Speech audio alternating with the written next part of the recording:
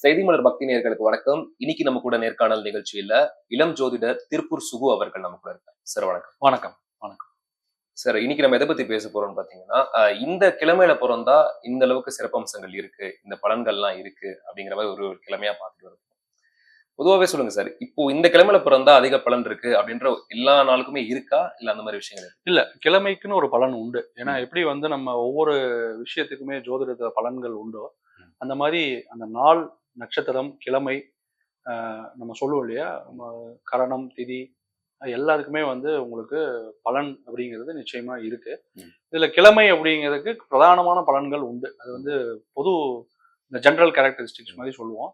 அது அதுக்கு மேல ஒன்னொன்னா நம்ம சூப்பர் இம்போஸ் பண்ணும்போது அவங்களோட என்ன நேச்சர் அப்படிங்கிறது நம்ம சொல்ல முடியும்.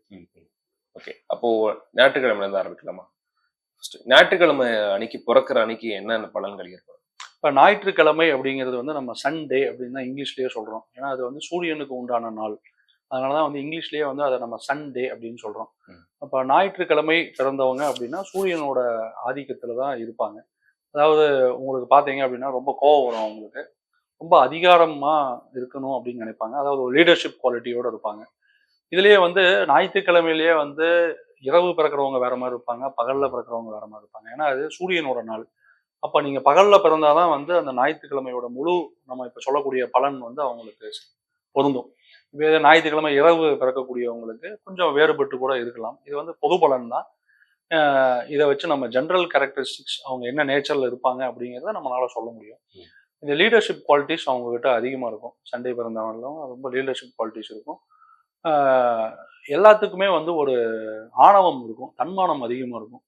இறங்கி வரமாட்டாங்க. அவங்களுக்குன்னு ஒரு தன்மானம் இருக்கும். அந்த தன்மானத்தை விட்டு அவங்க இறங்கி வரமாட்டாங்க.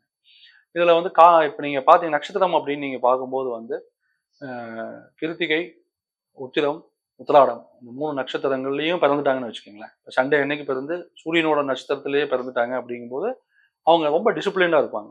இன்னுமே வந்து இப்போ காலையில 6 மணிக்கு எந்திரிக்கிறாங்கன்னா கரெக்டாக 6 மணிக்கு எந்திரிப்பாங்க. 8 மணிக்கு சாப்பிட்றாங்கன்னா 8 மணிக்கு சாப்பிட்றாங்க. இது வந்து இந்த சூரியனோட நட்சத்திரத்திலேயே பிறந்திருந்தாங்க அப்படின்னா அதுல சில இன்னும் நீங்க அதுல ஞாயிற்றுக்கிழமையில சூப்பர் இம்போஸ் பண்ணி பார்க்கும்போது அவங்களோட கேரக்டர்ஸ்லாம் நீங்க எடுத்துடலாம், ஈஸியா எடுத்துடலாம். தலை முடி வந்து அவங்களுக்கு நல்லா இருக்கும். இப்போ கார்த்திகை நட்சத்திரத்துல ஒருத்தங்க இருக்கிறாங்க அப்படிங்கும்போது அவங்களுக்கு ஹேர் வந்து நல்லா இருக்கும். அந்த மாதிரி நீங்க எடுக்கலாம், ப்ரிடிக்ஷன்ஸே எடுக்கலாம். ஞாயிற்றுக்கிழமை பிறந்தவங்களுக்கு வந்து சில வீக்னஸும் உண்டு. இப்போ ரொம்ப கோவப்படுறதே வந்து அவங்களுக்கு ஒரு வீக்னஸாக கூட அமைஞ்சிடும். சில விட்டு கொடுத்து போக மாட்டாங்க.